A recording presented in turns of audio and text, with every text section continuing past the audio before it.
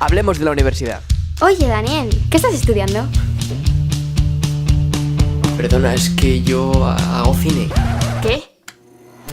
Si eres como yo, el cine apareció cuando eras pequeño y te enganchó como un vaquero con su lazo. Simplemente lo hacías porque te divertías y de ahí vinieron todos esos proyectos. Hasta que llegó la hora. Ese día que ya no eras ni tan joven para estar en instituto, pero tampoco tan preparado como para trabajar. Tus amigos empiezan a hablar de facultades, notas de corte y de... la selectividad. ¿Sí? Cuéntame ya dónde puedo estudiar cine, hombre. Pesado. No seas impaciente, hombre. La primera pregunta que tienes que hacer es... ¿hasta dónde quieres llegar? ¿Sueñas con ser el próximo Spielberg marcando futuras tendencias? ¿O quieres ser más realista y aspirar a ser el siguiente cámara de... Gandía Sor? La siguiente pregunta que te deberías hacer es... ¿qué es lo que otra gente ha hecho para llegar hasta donde tú quieres llegar? En mi caso estoy fascinado por cineastas como Christopher Nolan, Steven Spielberg, Nacho Vigalondo y youtubers como Casey Neistat. Y tras analizar mucho sus vidas, termino dándome cuenta que a muchos de ellos no les hizo falta una universidad de cine.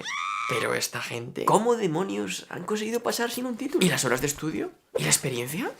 ¿Y las conexiones con las productoras? El mayor problema es que las sociedades de hoy en día nos han adiestrado muy bien a conectar la palabra universidad con la palabra trabajo. Pero para nosotros los cineastas no es que sea siempre el mejor camino. Y si queremos saber cómo un artista llega a formarse, hay que rebobinar hacia atrás.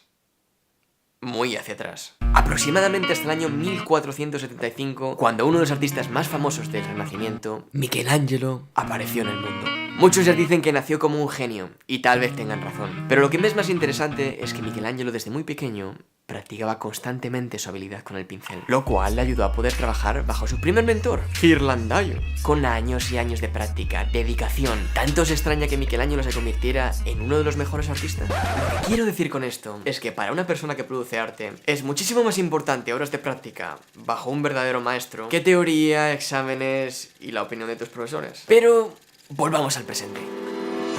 Hoy en día tenemos el impresionante poder del internet, donde podemos descargar millones de libros, podemos hacer videollamadas, cursos online y tenemos...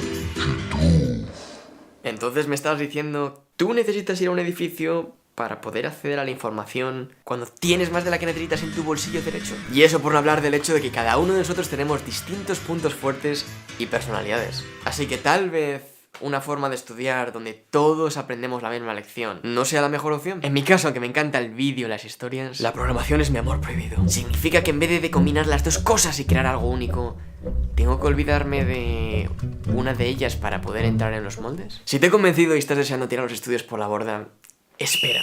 La universidad de un ciclo superior puede ser de hecho una buena opción.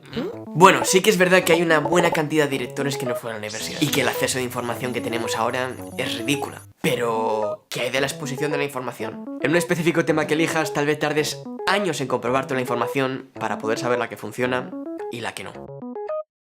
¿Cuántos libros te tendrás que leer hasta que encuentres el que te funcione? ¿Cuántos vídeos como este te tendrás que ver hasta que... Espera, no te vayas. Mierda. Por último, solo quiero decirte que no asistir a una universidad de cine no significa que vaya a ser el camino más fácil. Al contrario, levantarte por las mañanas, hablar con gente en la industria, desarrollar tus habilidades. Estamos hablando de que todo eso depende de ti y de la pasión que tengas. Si crees que no serás capaz de llevarlo, entonces la universidad es una buena opción. En conclusión, la universidad de cine puede ser una buena ayuda y una guía para convertirte en el mejor cineasta que puedas ser. Pero no es un requisito, sino una de las opciones entre muchas otras.